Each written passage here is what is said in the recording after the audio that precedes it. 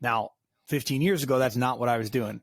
15 years ago, I was working as a salesperson and then ultimately a sales leader and an international sales leader for some of the largest companies in the world in varying industries. And it was a job that I was okay at, but didn't really enjoy.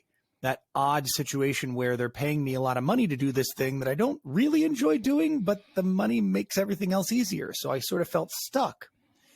At night, though, I had a job I really did love. Of course, with many things that we love, this job didn't pay the kind of money that I needed to make it a full-time job, but it was a lot of fun. So during the day while I was a salesperson, at night, I got to turn into Junior. That was my stage name. I wasn't a dancer. I know what some of you are thinking. I was not an exotic dancer. I was a professional entertainer, a dueling piano player. I worked at solo piano bars. I performed all over the world, from Vegas to Paris. I've had amazing adventures with this second job. Again, didn't pay a lot of money, not something I could do full-time at the time, but was a ton of fun and really satiated my desire for creativity to play literally and figuratively out there in the world and help people have an experience that left them smiling, that left them better than when I found them. But all of that came to a crashing halt, as John alluded to, in 2015, when in the middle, or rather at the beginning of a performance, I lost the ability to sing. I couldn't even speak, in fact. And after seeing doctors who specialize in the vocal cords, they're called ENTs, ear, nose, and throat specialists, they said, you have about 2 months until you lose your voice completely. Your vocal cords are going to become permanently paralyzed.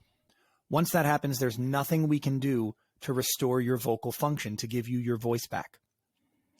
So in that time, in these next 2 months, you have some decisions to make. It's possible we can save your speaking voice with a surgery, a surgical procedure. It's not guaranteed, but we think you're young enough, you're healthy enough. We feel good about this. But the odds are you're never going to be able to sing professionally again.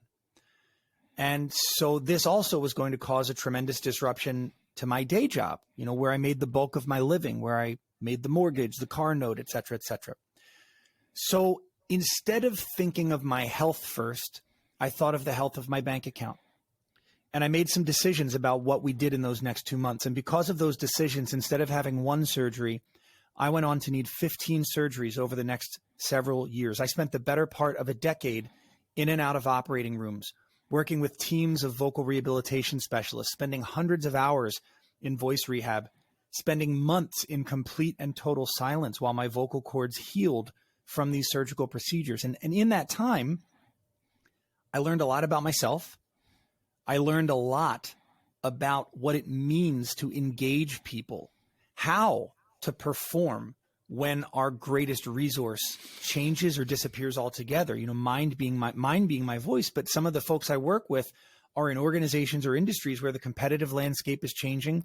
The technology that they may have built their business on is changing rapidly or is becoming quickly insignificant, so they're losing competitive advantage.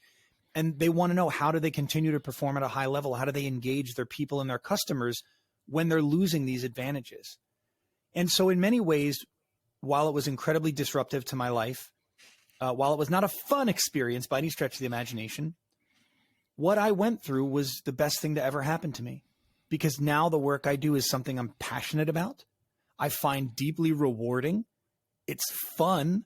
I mean, there are some days where it's a slog. It's a, air quotes, tough day at work, but many days I feel like I'm not even working. I feel like I'm just playing. And it's a really good place